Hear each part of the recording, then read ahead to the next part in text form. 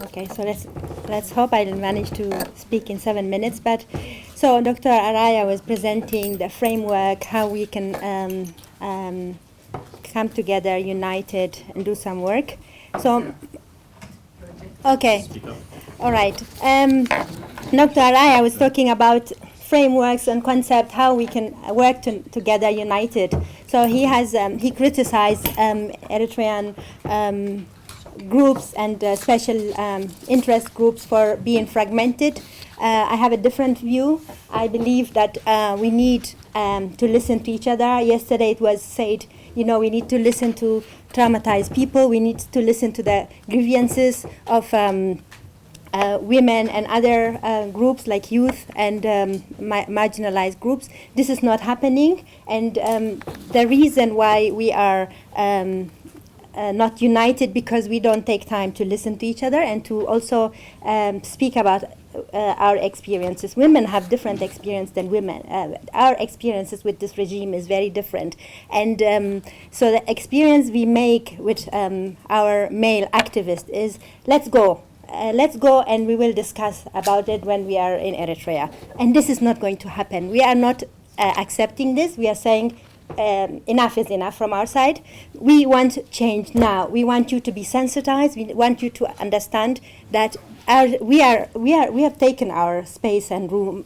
We have created rooms. We have Network of Eritrean Women. We have Women's for Change. There are a number of women all over Europe and the US, women activists organizing themselves, because most of the time this male-dominated spaces are so threatening. The language is very threatening to many women. They don't feel safe. And it's always a lot of insult. And we are actually not only activists fighting the Eritrean government, we are also fighting the patriarchy that exists massively and brutally among the Eritrean opposition. And one example, I just for 1 minute, maybe Khadija, if you can help me. Yes, you are laughing. We are not laughing. We cry because this is our reality when we are engaging or with these guys, with the people that share these photos are extremely active Eritrean activists, young Eritrean activists. They share these photos, and we women, we are the one actually questioning this. We don't hear any man saying this. What are you doing? You are depicting women and our mothers in such a negative way. And this is every time when people are speaking about Isaias or some other evil guys, and they have always to be depicted as women. And this is really, really insulting.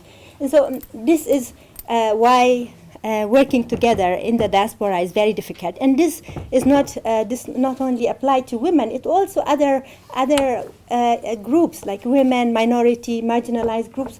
It's very difficult if you have it's intersectional, and if you have a patriarchy society that is really thinks in one line. So we have also within the opposition this Hada Hizbi, Hada Libi concept. It's very widespread. So this is where we fight at two fronts. One is the fighting the Eritrean governments and the cruelty, and then on the other side we are trying to, of course, sensitize our brothers and so to some extent also some sisters in the diaspora opposition. So meaningful participation of women and other minority group. How do you achieve that? In my opinion, it's very simple. It's just let people own it. Owning it means, so people have to be, like we see in the example of this conference, women are invited. Yesterday we have the whole day men moderating the conference. So, if women are involved in processes and they own it, and there is a trust. So we need to engage women in a qualitative way, not in numbers. And in many situations, we have 40 men and 5 women.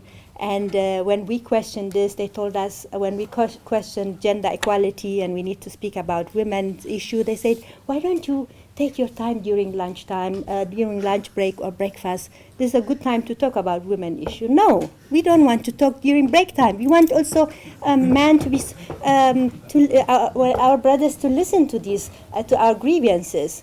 And Petros said yesterday, we need to strengthen women and men.